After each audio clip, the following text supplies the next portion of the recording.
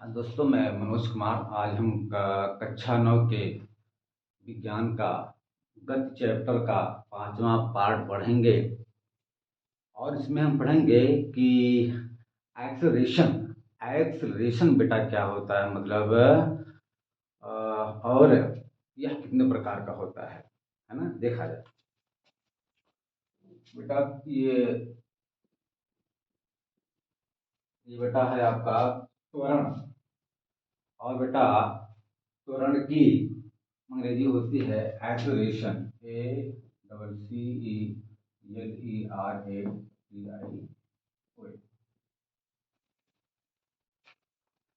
बेटा इसको हम लोग एक सूत्र की सहायता से निकालेंगे। त्वरण त्वरण को निकालेंगे। त्वरण बराबर होता है वेग परिवर्तन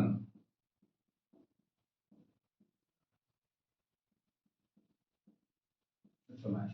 बेटा विज्ञान की भाषा में अगर किसी भौतिक राशि का बटे समय दिया गया है तो हम समय को दर कहते हैं। अगर किसी भौतिक राशि का बटे में समय दिया गया है तो बेटा उसको हम दर कहते हैं। तो मतलब क्या हुआ कि अगर किसी भौतिक राशि का बटे में समय है तो समय को बेटा हम विज्ञान की भाषा में दर कहते हैं। इसको हम दर लिख सकते हैं, दर। अब हम कह सकते हैं कि वेग परिवर्तन की दर को त्वरण कहते हैं। वेग परिवर्तन की दर को त्वरण कहते हैं, है ना। लिखते हैं वेग परिवर्तन की दर को त्वरण कहते हैं। त्वरण कहते हैं, त्वरण कहते हैं बेटा, है ना। तो ये परिभाषा हो गई। अब हम बहुत सिंपल जो बेटा ये परिभाषा है। अब हम चलेंगे कि त्वरण वेग परिवर्तन पर कैसे डिपेंड करता है और क्या होता है त्वरण। बेटा त्वरण बराबर होता है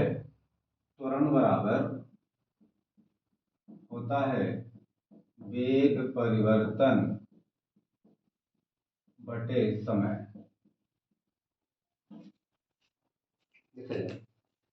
बेटा जो त्वरण है वेग परिवर्तन पर डिपेंड करता है। मतलब जैसा वेग परिवर्तन होगा बेटा वैसा त्वरण होगा, है ना। माने त्वरण बेटा त्वरण त्वरण जो है बेटा वेग परिवर्तन पर डिपेंड है यहाँ पर। तो हम लोग जानते हैं, जैसे बेटा यहाँ पर एक पॉइंट लिखेंगे कि वेग परिवर्तन, पहली बात वेग परिवर्तन जो है बेटा वो एक सदिश राशि होता है। यानी वेग वेग एक सदिश राशि होती है। तो इसका मतलब बेटा यह हुआ त्वरण भी एक सदिश राशि होगा। कन्फर्म है। क्यों बेटा? क्योंकि वेग परिवर्तन पर ही त्वरण डिपेंड होता है। जैसा बेटा वेग परिवर्तन होगा वैसे बेटा त्वरण होगा। लिख दें कि त्वरण सदिश राशि होता है। नंबर 1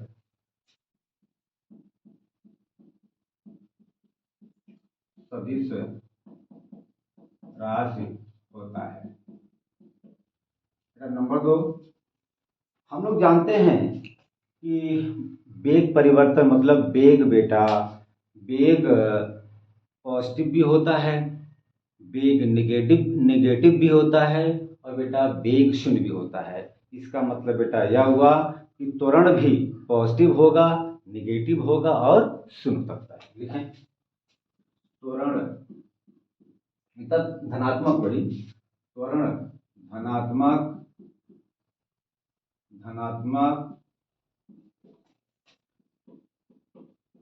ऋणात्मक तथा शून्य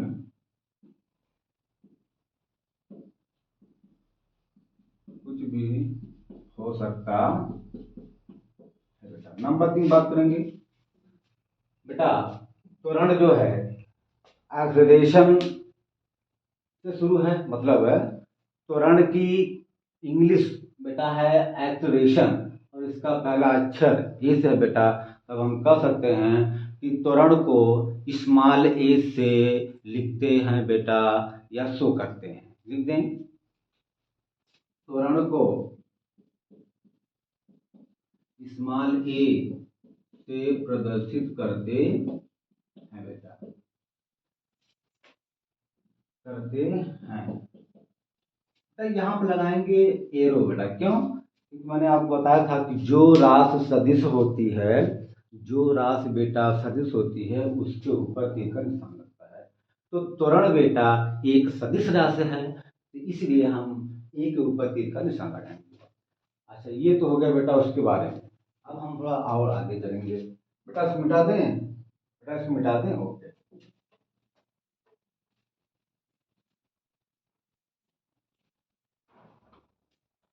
अब इस बेटा हम देखेंगे मात्रक, हम जो है नंबर 4 की बात करेंगे, त्वरण का मात्रक, त्वरण का मात्रक। देखा जाए, हमने आपको बताया था किसी भी भौतिक राशि का मात्रक बेटा बताने के लिए दो सिस्टम का हम लोग प्रयोग करते हैं बेटा। एक होता है एमकेएस सिस्टम, और बेटा दूसरा होता है सीजीएस सिस्टम, है ना। देखा जाए बेटा, एमकेएस एम डॉट के डॉट एस पद्धति, बेटा दूसरा होता है सीजीएस सिस्टम, मतलब सीजीएस पद्धत, है ना। C dot G dot S पद्धत, ये होता है बेटा। अच्छा बेटा, हमको पता है कि वेग मतलब त्वरण बराबर होता है अ, वेग परिवर्तन बटे समय। बेटा त्वरण बराबर होता है वेग परिवर्तन बटे समय।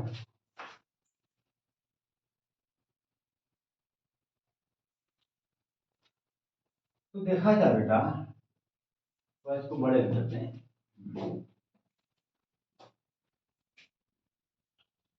ठीक है बेटा, एमकेएस पद्धति में वेग का मात्रक होता है मीटर प्रति सेकंड। एमकेएस सिस्टम में बेटा, एमकेएस सिस्टम में वेग का मात्रक होता है मीटर प्रति सेकंड। तो लिख दें बेटा, इसका मात्रक हो जाएगा मीटर प्रति सेकंड बेटा। और अच्छा, और बेटा समय का मात्रक होता है सेकंड, तो बेटा समय यही रहेगा सेकंड। इसका बेटा हो जाएगा मीटर प्रति सेकंड स्क्वायर बेटा, मीटर प्रति सेकंड स्क्वायर बेटा। यह एमकेएस पद्धति में त्वरण का मात्रक हो गया। फिर बेटा हम लोग यहाँ देखेंगे सीजीएस पद्धति में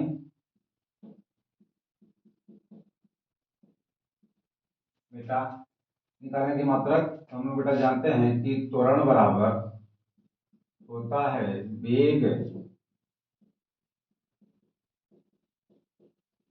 परिवर्तन बटे समय बेटा। अच्छा बेटा, सीजीएस हमने आपको पढ़ाया है कि सीजीएस पद्धति में बेटा, सीजीएस पद्धति में वेग का मात्रक या वेग परिवर्तन का मात्रक होता है सेंटीमीटर प्रति सेकंड। सेंटीमीटर प्रति सेकंड बेटा, लिख दें सेंटीमीटर प्रति सेकंड बेटा। और समय का मात्रक होता है सेकंड, यहाँ सेकंड लिख देंगे, यस फॉर सेकंड बेटा। तो हो जाएगा सेंटीमीटर प्रति सेकंड स्क्वायर बेटा। ये सीजीएस पद्धति में त्वरण का मात्रक हो गया। ठीक बेटा। अच्छा, अब चलेंगे आगे। बेटा इसको मिटा दें, हो गया बेटा, चले आगे। ओके,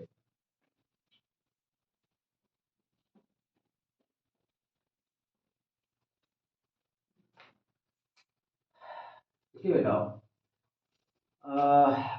जो है त्वरण को हम लोग देखें अगर,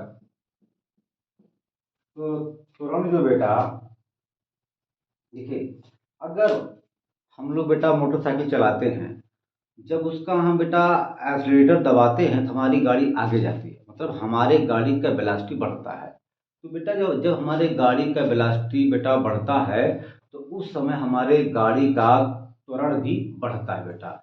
उस समय उस त्वरण को कहते हैं धनात्मक बेटा त्वरण, है ना। तो जब किसी वस्तु की वेलोसिटी लगातार बढ़ती जाए तो बेटा उसमें उत्पन्न त्वरण को कहते हैं धनात्मक त्वरण। ठीक है बेटा, ओके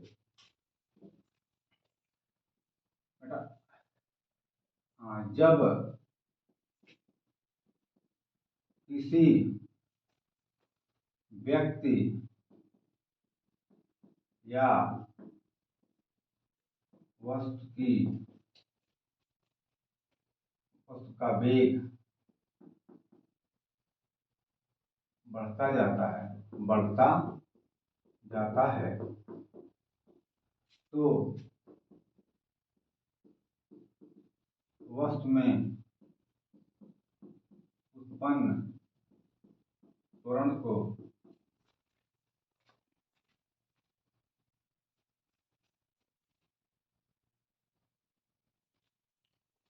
बेटा धनात्मक त्वरण कहते हैं, धनात्मक त्वरण कहते हैं बेटा। इसके बाद बेटा ये हो गया। अच्छा, जब हम बेटा गाड़ी के एक्सीलेटर को कम करते हैं तो गाड़ी हमारी धीरे धीरे रुकना शुरू करती है, मतलब वेलोसिटी बेटा स्लो होती चली जाती है बेटा। उस समय उत्पन्न गाड़ी में बेटा जो त्वरण होगा उसे कहेंगे ऋणात्मक त्वरण। लिखें बेटा, जब किसी व्यक्ति या वस्तु का वेग घटता जाता है तो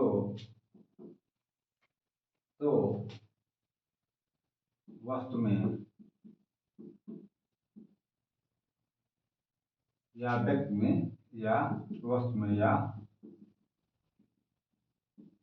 व्यक्ति में या व्यक्ति में उत्पन्न त्वरण को ऋणात्मक त्वरण कहते हैं बेटा, कहते हैं। अच्छा बेटा, जब किसी जब किसी गाड़ी का वेग बेटा एक समान होता है, मतलब गाड़ी का वेग न तो बेटा बढ़ता है न तो घटता है, तो उस समय बेटा उत्पन्न त्वरण को जीरो त्वरण कहते हैं बेटा, जीरो त्वरण कहते हैं। जब किसी व्यक्ति या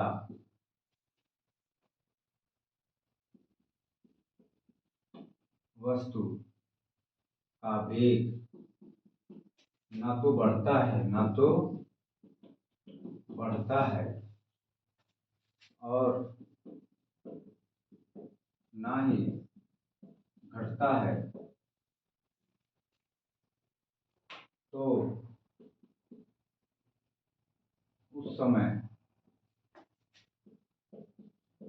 उत्पन्न त्वरण को शून्य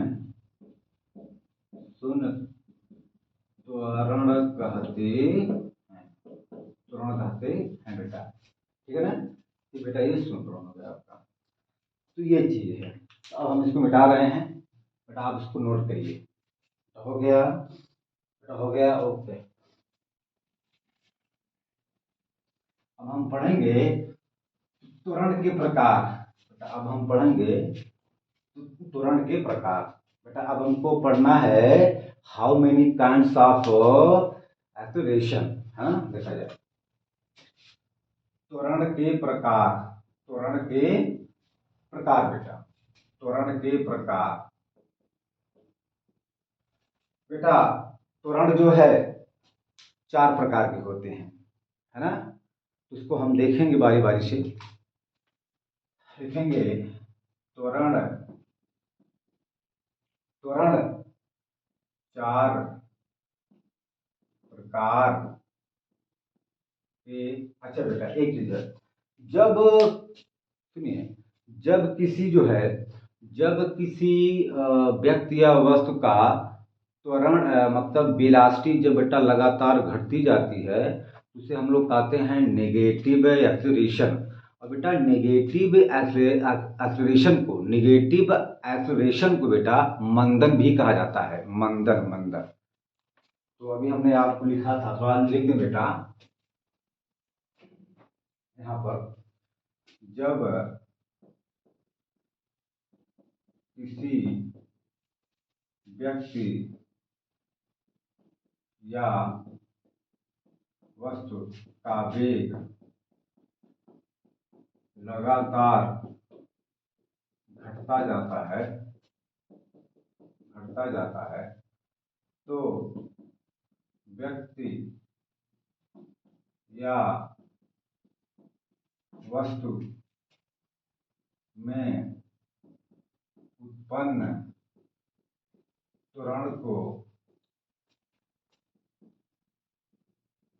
ऋणात्मक त्वरण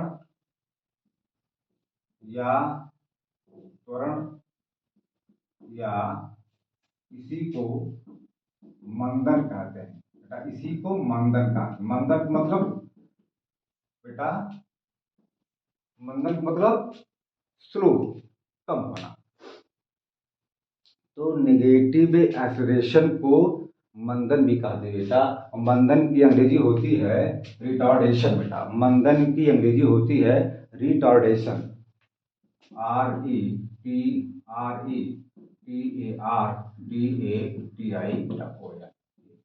अच्छा अब हम पढ़ेंगे बेटा, how many kinds of acceleration, त्वरण कितने प्रकार का होता है बेटा, ये हम लोग थोड़ा जानेंगे, देखेंगे। त्वरण के प्रकार बेटा, त्वरण के प्रकार, त्वरण के बेटा प्रकार, काइंड्स ऑफ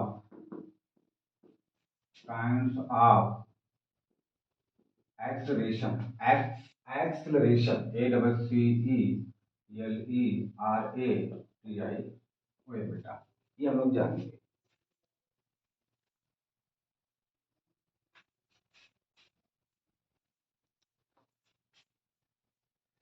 तो देखा जाए बेटा, त्वरण मुख्य रूप से 4 प्रकार के होते हैं बेटा, त्वरण मुख्य रूप से 4 प्रकार के होते हैं। नंबर 1 देखा जाए,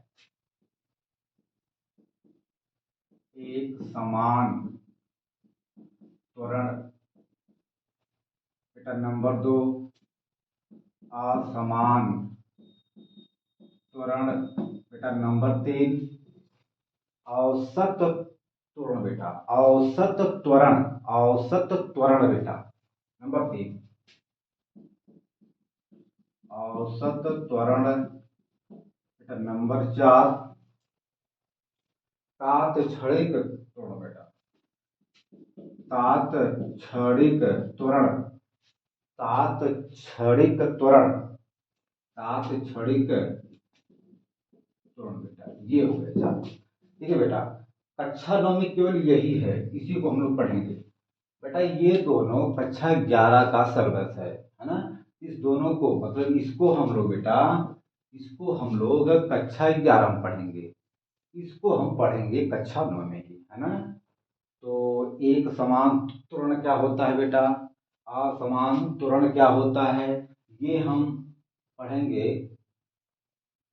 इसी में कक्षा 9 में। और बेटा इसको हम लोग पढ़ेंगे कक्षा 11 में बेटा, क्योंकि यह कक्षा 11 का सिलेबस है, यह 11 में है। हम 11 मतलब चारों पढ़ेंगे, लेकिन ये दोनों बेटा जो है वो कक्षा 11 का चीज है, और ये कक्षा 9 का बेटा चीज है। तो इसे हम कक्षा 9 में ही मतलब आज ही पढ़ेंगे बेटा। देखा जाए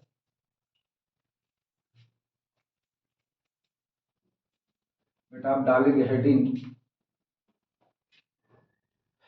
एक समान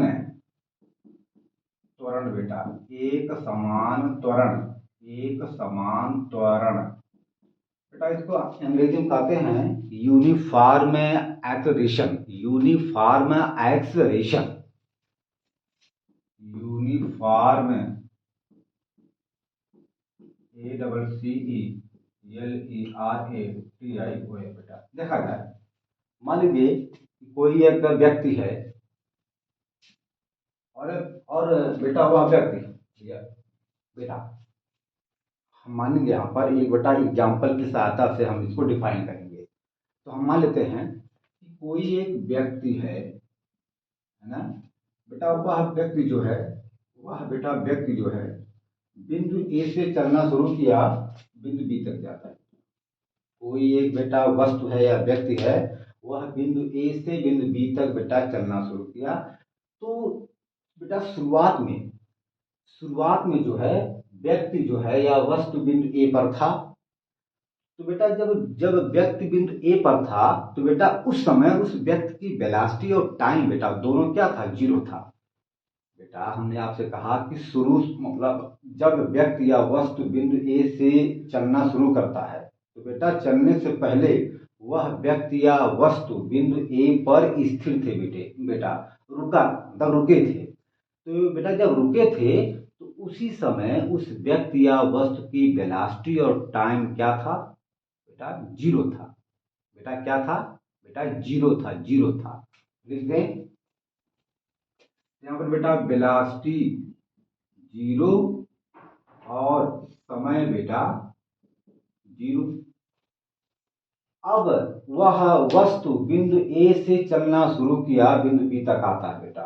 बिंदु ए से बिंदु बी तक बेटा व्यक्ति या वस्तु को बिंदु ए से बिंदु बी तक आने में उस व्यक्ति की वेलोसिटी जीरो से पाँच हो जाती है बेटा। उस व्यक्ति की वेलोसिटी ए से बी तक आने में पाँच मीटर प्रति सेकंड हो जाती है। और बिंदु ए से बिंदु बी तक बेटा जाने में उसे जो है 1 सेकंड का समय लगता है बेटा। ये 1 सेकंड का समय लगता है, ठीक बेटा। अब वही व्यक्ति या वस्तु बिंदु बी से बिंदु सी तक जाता है और बिंदु बी से बिंदु सी तक जाने में उसे जो है मतलब बिंदु बी से बिंदु सी तक जाने में उसकी वेलोसिटी 5 मीटर प्रति सेकंड से 10 मीटर प्रति सेकंड हो जाती है। मतलब क्या हुआ कि बिंदु बी पर वस्तु की वेलोसिटी मतलब वेग 5 मीटर पर सेकंड है, तो बिंदु सी पर बेटा उसकी वेलोसिटी अब 10 मीटर पर सेकंड हो जाती है। और बिंदु बी से बिंदु सी तक जाने में उसे 1 सेकंड का ही समय लगता है। ये बेटा 1 सेकंड का समय लगता है। और देखा जाए जब वह वस्तु या व्यक्ति बिंदु सी से बिंदु बेटा डी तक जाता है, बिंदु सी से बिंदु बेटा डी तक जाता है, तो उसकी वेलोसिटी अब 10 मीटर प्रति सेकंड से बढ़ करके 15 मीटर प्रति सेकंड बेटा हो जाता है। और सी से डी तक जाने में उसे 1 सेकंड का ही समय लगता है। ये देखा जाए 1 सेकंड। अच्छा, अब हम बेटा यहाँ पर देखिए हमने आपको बताया था कि जो वस्तु या व्यक्ति जिस वेग से चलना शुरू करता है, कोई व्यक्ति या वस्तु बेटा जिस वेलोसिटी से शुरू में मतलब शुरू में या बेटा प्रारंभ में, कोई व्यक्ति या वस्तु प्रारंभ में जिस वेलोसिटी से चलना प्रारंभ करता है बेटा, उस वेलोसिटी को कहा जाता है प्रारंभिक वेग बेटा। प्रारंभिक वेग बेटा, उस वेग को कहा जाता है प्रारंभिक वेग बेटा। किसको? जिस वेग से कोई व्यक्ति या वस्तु चलना प्रारंभ करता है बेटा। तो अगर हम लोग देखें तो ये बेटा जीरो क्या है, प्रारंभिक वेग हो गया। और ये मतलब टी सेकंड बाद जो वेलोसिटी जो वेग प्राप्त होता है बेटा, उसे हम लोग कहते हैं अंतिम वेग। तो अगर हम इसकी बात करें यहाँ पर तो बेटा ये प्रारंभिक वेग और ये अंतिम वेग। तो अब हम यहाँ पर निकालेंगे वेग परिवर्तन, है ना। तो बेटा वेग परिवर्तन क्या होता है, हम लोग बेटा वेग परिवर्तन निकालने के लिए अंतिम वेग में से प्रारंभिक वेग को बेटा घटा देते हैं। वेग परिवर्तन निकालने के लिए अंतिम वेग में से प्रारंभिक वेग को घटा देते हैं बेटा। तो ये है ना, तो यहाँ पर ये बेटा तो ये आपका हो जाएगा अंतिम वेग, ये बेटा आपका हो जाएगा प्रारंभिक वेग। तो अंतिम वेग माइनस प्रारंभिक वेग बेटा हो जाएगा 5 माइनस 0 बराबर बेटा हो जाएगा 5, है ना। ये आपका हो गया वेग परिवर्तन। अब बेटा हम लोग यहाँ निकालेंगे। अब बेटा इसके लिए BC के लिए मतलब बिंदु B पर बेटा जो वेग रहेगा वह प्रारंभिक वेग हो जाएगा, और बिंदु C वाले पे बेटा जो वेग रहेगा वह अंतिम वेग हो जाएगा। अब हम इन दोनों का वेग परिवर्तन निकालेंगे बेटा, निकालें। तो अंतिम वेग माइनस प्रारंभिक वेग, अंतिम वेग माइनस प्रारंभिक वेग बेटा हो जाएगा 10 माइनस 5 बेटा 5 है ना, बराबर आपका होगा बेटा हो जाएगा 5 मीटर पर सेकंड। लिख दे 5 मीटर पर सेकंड, 5 मीटर पर सेकंड। अच्छा ये दो बेटा। अच्छा बेटा अब हम अगर सीढ़ी की बात करें तो बिंदु C पर जो वेलोसिटी हो मतलब होगा, जो बेटा वेग होगा उसे हम लोग कहेंगे प्रारंभिक वेग, और जो वेलोसिटी जो वेग बिंदु D पर होगा बेटा उसे हम लोग कहेंगे अंतिम वेग। तो वेग परिवर्तन निकालने के लिए हम लोग अंतिम वेग में से प्रारंभिक वेग को घटाते हैं। तो बेटा हो जाएगा इसका 15 माइनस 10, 15 माइनस 10 बराबर बेटा हो जाएगा 5 मीटर प्रति सेकंड।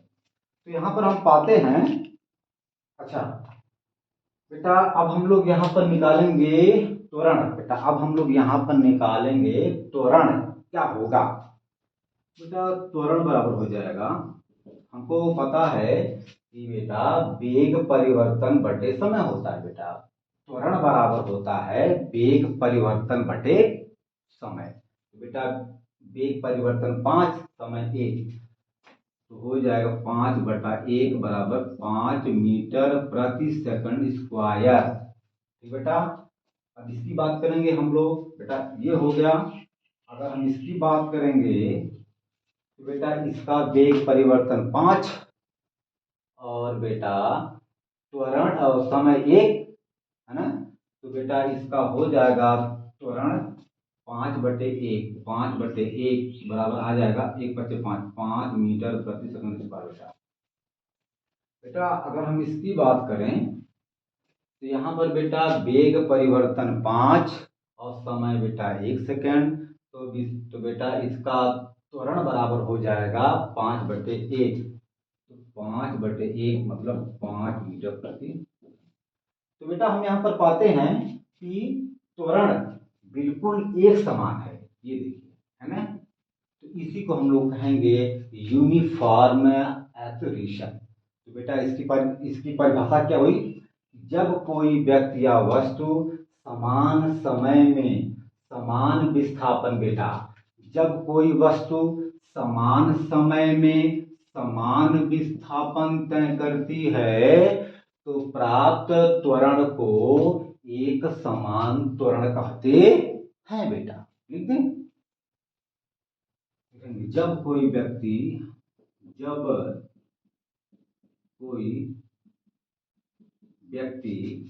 समान समय में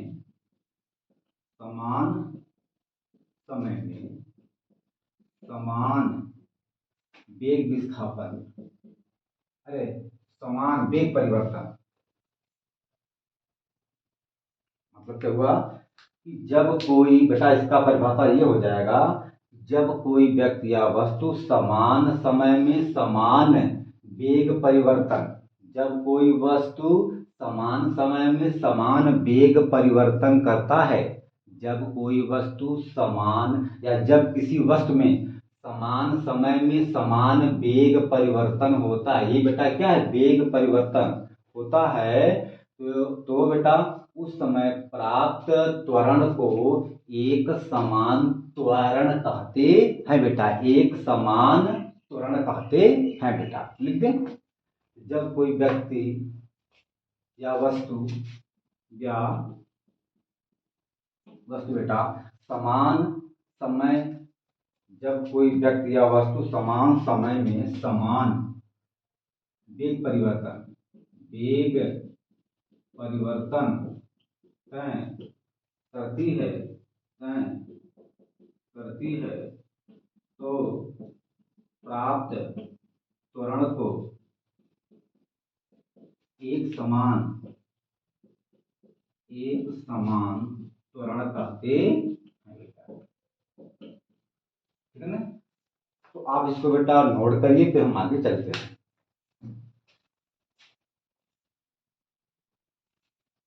चलो हो गया, मिटा दें। ओके। अब बेटा हम बात करेंगे असमान की। असमान त्वरण बेटा।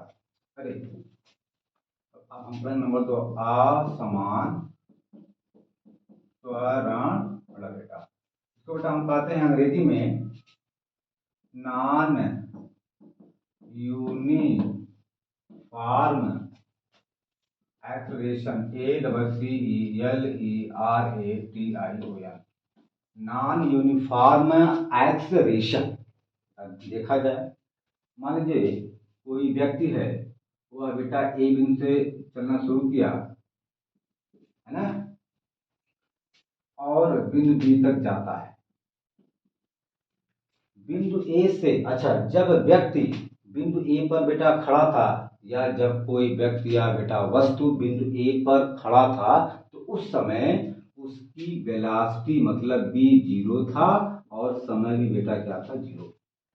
लेकिन जब वह बिंदु ए से चलना शुरू किया बेटा, तो जैसे बिंदु बी पर पहुंचता है, उसकी वेलोसिटी 0 से बढ़ करके 5 मीटर प्रति सेकंड हो जाती है बेटा। यहाँ पर हो जाएगा उसका वेलोसिटी 5 मीटर प्रति सेकंड, राइट।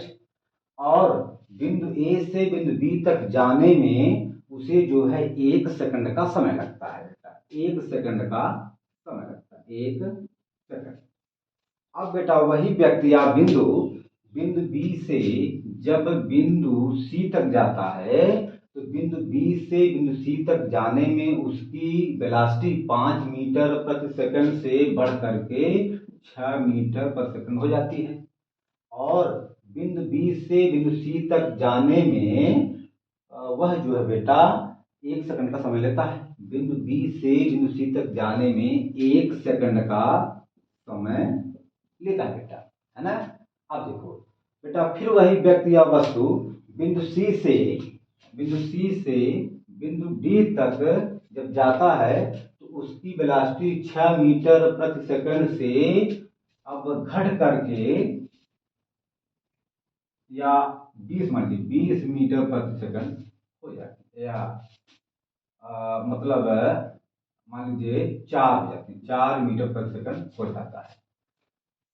जब वह व्यक्ति या वस्तु बिंदु सी से जब बिंदु डी तक जाता है, तो उसकी वेलोसिटी अब यहाँ पर 6 मीटर पर सेकंड से घट करके यहाँ पर 4 मीटर पर सेकंड हो जाता है। और बिंदु सी से बिंदु डी तक जाने में वह 1 सेकंड का समय बेटा लेता है। तो अब हम यहाँ पर निकालेंगे वेग परिवर्तन बेटा। अब हम लोग यहाँ पर निकालेंगे वेग परिवर्तन क्या होगा। तो देखा जाए बेटा, इस AB दूरी के लिए अगर हम लोग देखें बेटा, इस AB दूरी के लिए बेटा इसको कहेंगे प्रारंभिक वेग, बेटा इसको कहेंगे अंतिम वेग। तो बेटा वेग परिवर्तन बराबर होता है अंतिम वेग माइनस प्रारंभिक वेग। हो जाएगा बेटा 5 माइनस 0, बेटा ये आपका हो जाएगा 5, है ना। बेटा इस BC दूरी के लिए यह वेलोसिटी प्रारंभिक वेग हो जाएगा, और बेटा यह वेलोसिटी जो है मतलब यह वेग अंतिम वेग हो जाएगा।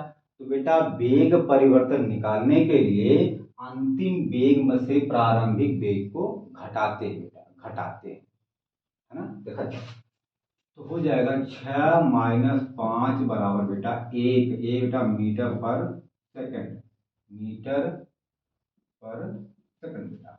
अच्छा बेटा, अब हम इसकी बात करेंगे। बिंदु सी डी के लिए जो है, बिंदु सी पर बेटा जो वेलोसिटी है, जो वेग है बेटा, उसे हम लोग कहेंगे प्रारंभिक वेग, और जो बेटा वेलोसिटी बिंदु डी पर है उसे हम कहेंगे अंतिम वेग। तो वेग परिवर्तन निकालने के लिए हमेशा अंतिम वेग में से प्रारंभिक वेग को घटा देते हैं बेटा। इसके लिए हो जाए, मतलब ये इसके लिए है, और बेटा ये इसके लिए हो जाएगा 4 माइनस 6 बराबर -2 मीटर प्रति सेकंड। तो अब हम लोग बेटा यहाँ पर निकालेंगे त्वरण क्या होता है सबका, मतलब इसका इसका इसका, वो हम निकालेंगे। तो बेटा हम लोग जानते हैं कि त्वरण बराबर होता है वेग परिवर्तन बटे समय बेटा। यहाँ पर वेग परिवर्तन 5, समय 1, तो हो जाएगा 5/1 बराबर 5 मीटर पर सेकंड स्क्वायर बेटा। इसकी बात करेंगे हम लोग बेटा यहाँ पर, तो बेटा जो है इसके लिए हो जाएगा बेटा, यहाँ पर वेग परिवर्तन 1 और समय बेटा 1, तो बेटा त्वरण बराबर हो जाएगा 1/1 बराबर 1 मीटर पर सेकंड स्क्वायर बेटा। अब यहाँ पर बेटा बात करेंगे, यहाँ पर वेग परिवर्तन निगेटिव आ रहा है, और बेटा समय है 1, तो निकालेंगे बेटा त्वरण बराबर हो जाएगा -2/1 बराबर -2 मीटर पर सेकंड स्क्वायर बेटा। हम यहाँ पर पा रहे हैं कि वस्तु का एक्सेलरेशन बेटा, ये देखिए पॉजिटिव पॉजिटिव निगेटिव, मतलब अंतर आ रहा है बेटा, घट रहा है और बढ़ रहा है। तो जब किसी वस्तु का त्वरण घटता हो, बढ़ता हो बेटा, घटता हो बेटा, बढ़ता हो, तो ऐसे बेटा त्वरण को कहेंगे असमान त्वरण। ठीक, लिखते हैं ओके। जब किसी व्यक्ति या वस्तु का त्वरण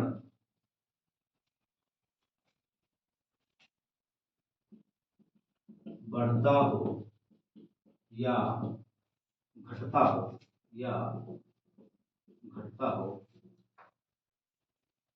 अच्छा एक मिनट बेटा, तो यहाँ पर देखें, जब किसी वस्तु का समान समय में अलग अलग विस्थापन तय हो, जब कोई व्यक्ति बेटा, जब कोई व्यक्ति या वस्तु बेटा, जब कोई व्यक्ति या वस्तु समान समय में अलग अलग वेग परिवर्तन हो, जब किसी वस्तु में समान समय में अलग अलग वेग परिवर्तन हो बेटा, ये बेटा वेग परिवर्तन, ये बेटा क्या है, वेग परिवर्तन। हम यहाँ पर पाते हैं 5 मीटर पर सेकंड है बेटा वेग परिवर्तन, यहाँ पर बेटा वेग परिवर्तन 1 मीटर पर सेकंड, जो इससे घट जाता है, और बेटा यहाँ पर निगेटिव हो जाता है। तो हम कह सकते हैं कि कभी मतलब घट रहा है बेटा, कभी बढ़ रहा है। तो अब हम कह सकते हैं कि जब किसी व्यक्ति या वस्तु का समान समय में अलग अलग वेग परिवर्तन होता है बेटा, तो उस समय उत्पन्न त्वरण को कहते हैं असमान त्वरण। ठीक बेटा, लिख दें। जब किसी व्यक्ति या वस्तु का समान समय में अलग अलग वेग परिवर्तन होता है, तो बेटा उत्पन्न